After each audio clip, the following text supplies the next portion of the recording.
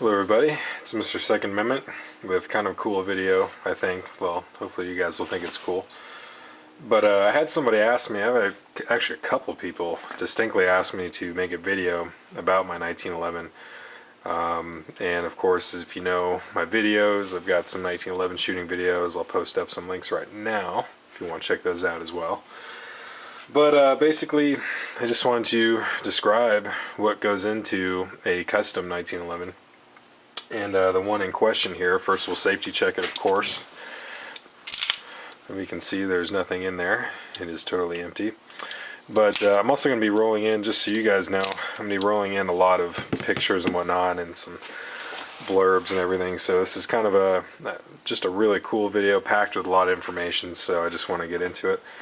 The whole purpose of the video, I'm just going to basically talk about this 1911 and why it is so unique, I guess I should say.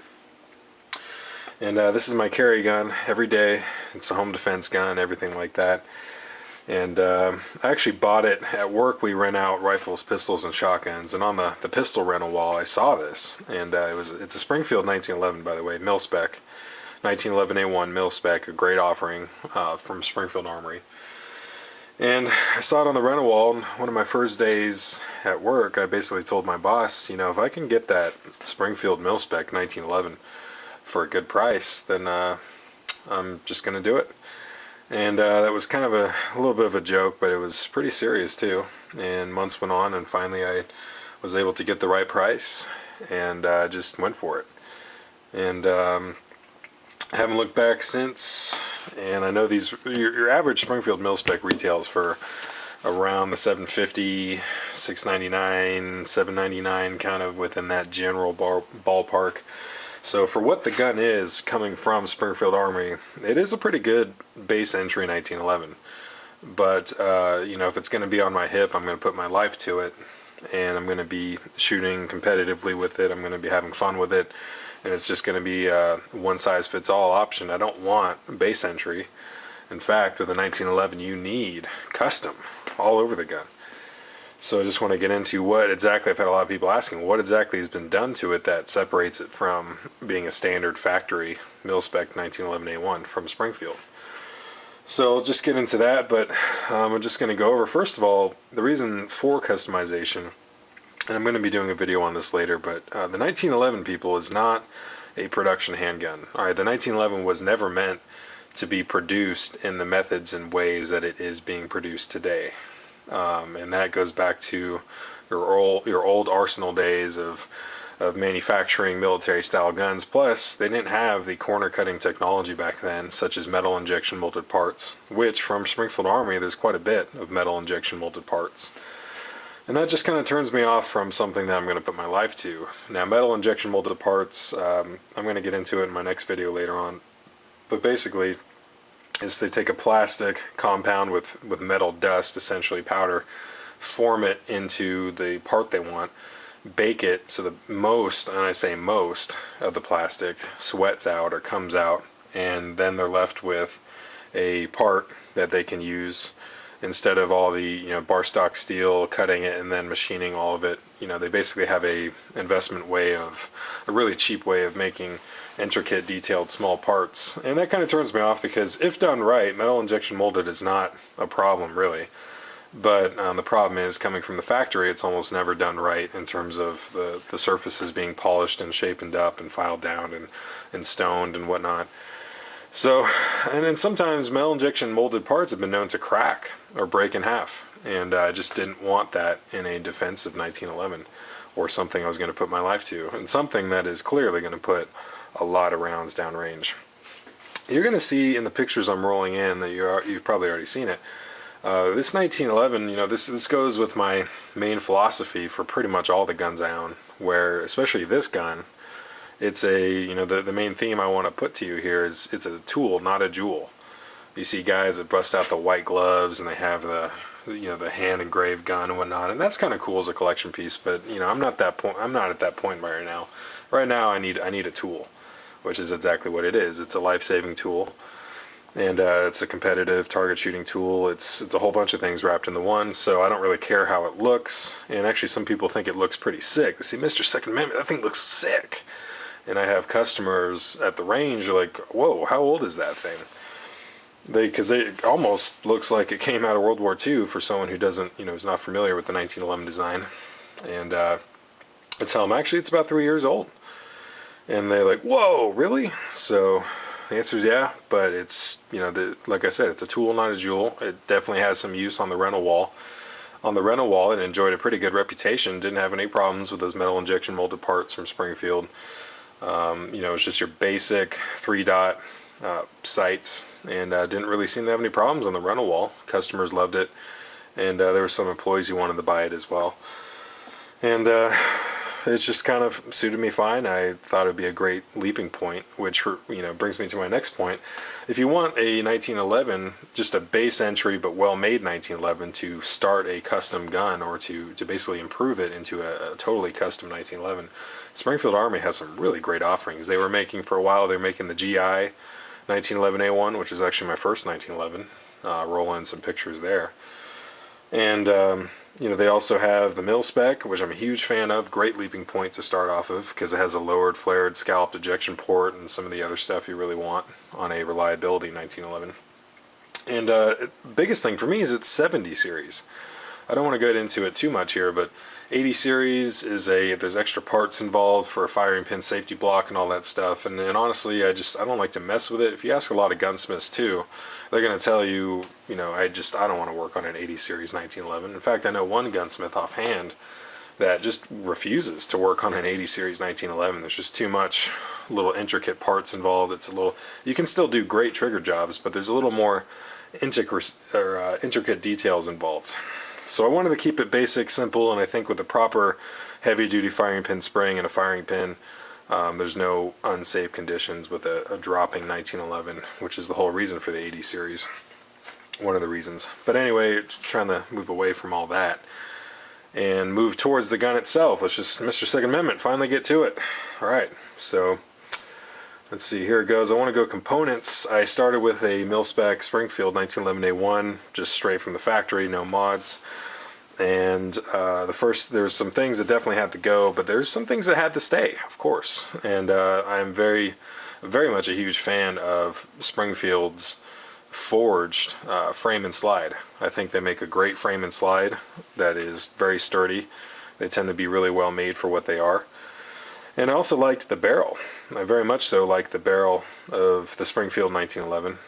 And especially in the Mil-Spec, it was fitted right. It just happened to be fitted right. I don't know if that's how they come, or I just maybe lucked out. Still in great shape, good quality barrel. So I knew that the barrel, the frame and slide were going to stay. And there were some other things, I happen to believe if it ain't broke, don't fix it.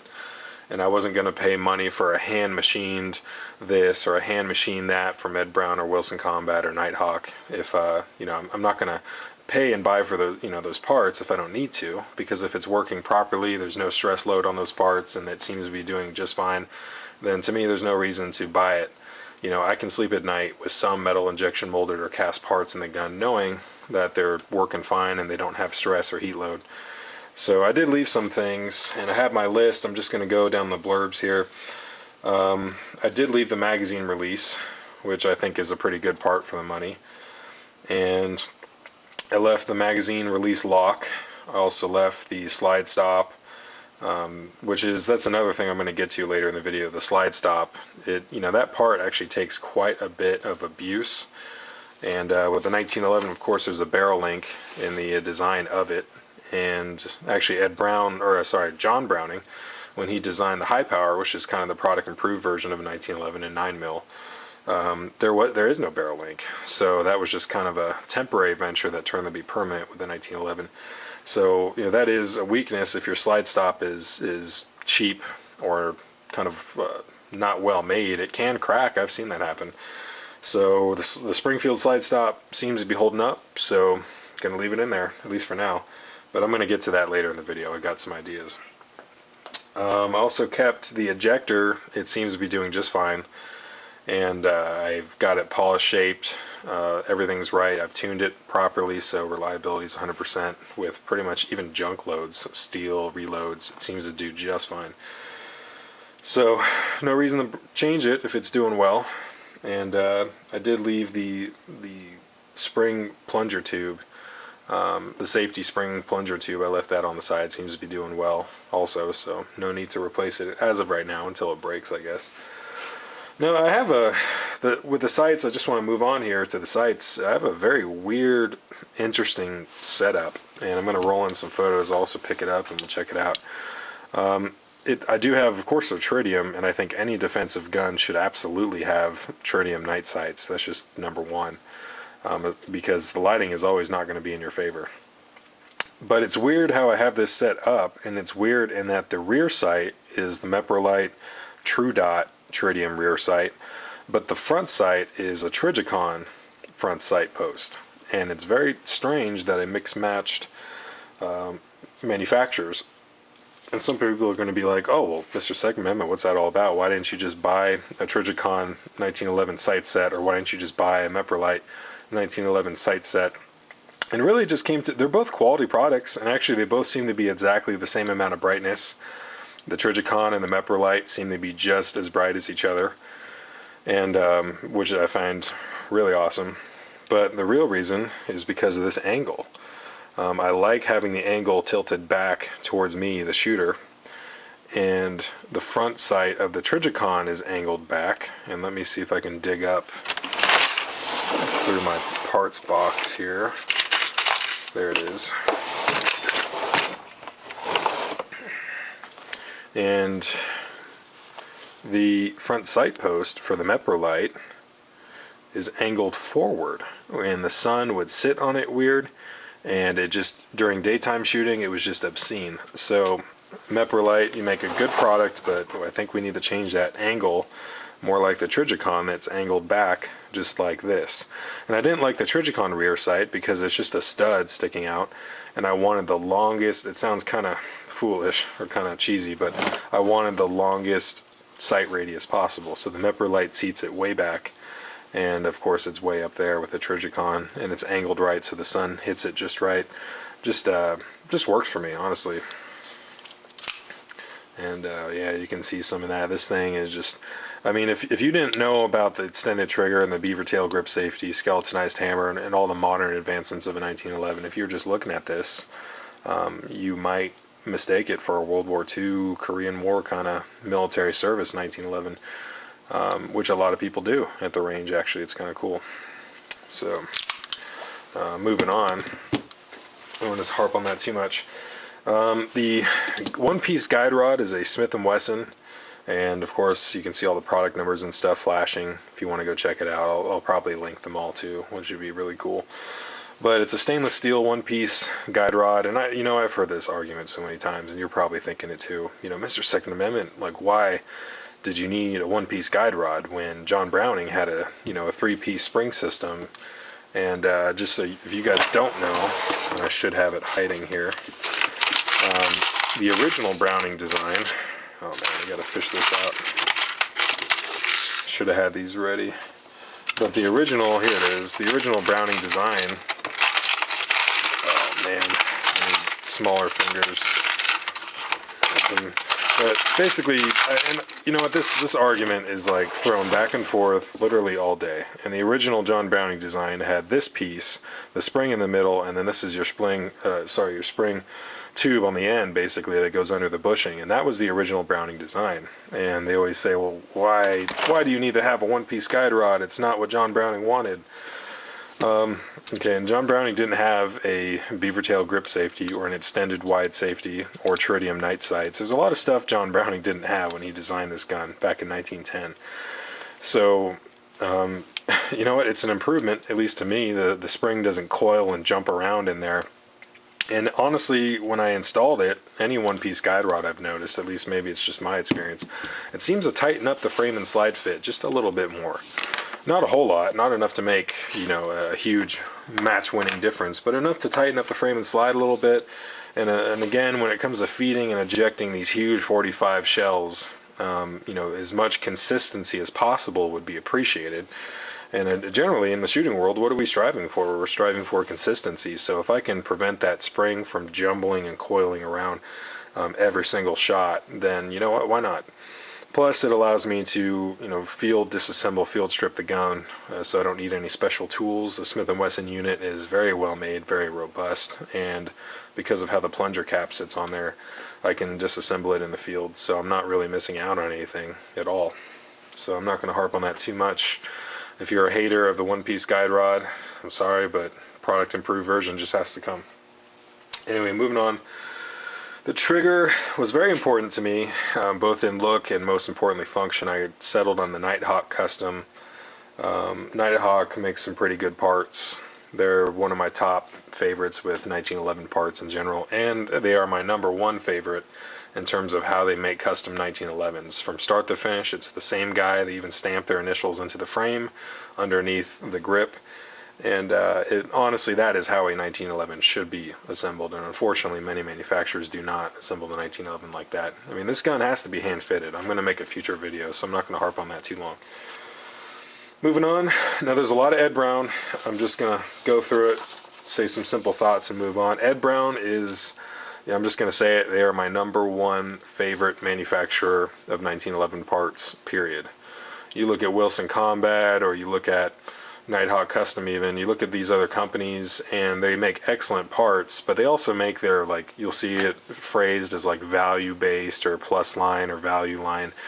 Ed Brown doesn't mess around with that trash. Ed Brown either goes from excellent parts or way outstanding excellent parts, and we can go through it. I'm going to describe that. But Ed Brown doesn't make any injected stuff. They don't make any, they machine everything, and it goes from excellent to extremely excellent. That's basically the two ways Ed Brown makes a part, not from good to excellent like the others. So I'm a huge Ed Brown fan, and it can really show. As I was making this list, I was like, whoa, I have a lot of Ed Brown in this gun. But there's a reason for it, because I know they basically, it all has a lifetime warranty, and I know it's not going to fail. And that's what we need in a defensive gun. So here we go. Recoil spring, and it's the 18 pound. Some people always freak out, why use an 18 pounds? It's a government, it should be 16.5. Some of the loads I'm slinging through this thing, plus P's, 230 grains, and all that nasty stuff, I've shot buffalo boar through it. When I'm hiking, I'll carry that up in the Uintas and whatnot. And, you know, it just comes down to it. I want a heavy duty spring. Doesn't seem to be a problem. So that was my choice.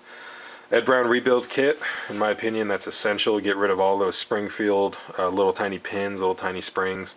All the pins holding everything together from the mainspring to the sear disconnector, hammer pin, all that stuff. Just had to go. Just wanted to get rid of it. Sorry, Springfield. But you can't compete with Ed Brown on the parts market. Moving on here, chain link mainspring housing, which I get probably one of the most, or the biggest, you know, comments I get on the range is about the chain link mainspring housing.